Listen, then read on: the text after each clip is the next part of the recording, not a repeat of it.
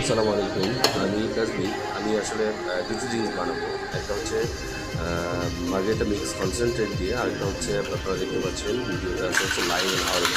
আসলে মার্গারিটা মিক্সের কম্বিনেশন কী? Margarita mix concentrate আমরা তখনই একটা প্রোডাক্টে বলতে পারি যখন এর মধ্যে added or sugar syrup, lime and orange থাকে। তো আমি এখন যেটা বানিয়েছি সেটা হচ্ছে আমাদের মার্গারিটা মিক্স কনসেন্ট্রেট দিয়ে একটা রেসিপি একদম সিম্পল।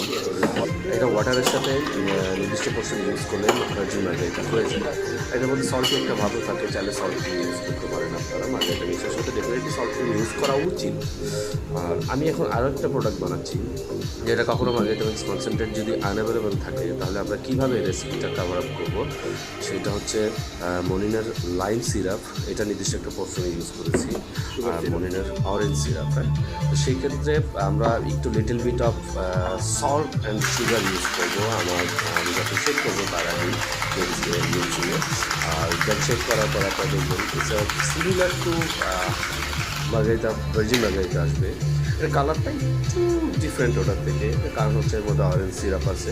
তো কালার ডাজ নট ফ্যাক্ট হয়তো বা আপনার কী বলে, এটা আপনারা নিজেরাও ট্রাই করে দেখতে পারেন। আপনি আমার হাতে এখন যে প্রোডাক্টটা দেখতেছেন, দেখুন এক পাশে আছে মার্গারিটা, এক পাশে হচ্ছে অরেঞ্জ আর লাইম সিরাপ। সো আপনি মার্গারিটা মিক্স না থাকলে অল্টারনেটিভ সলিউশন হিসাবে এটা অ্যাপ্লাই করে দেখতে পারেন এবং আপনার মেনুটা বসে থাকবে না। Thank you.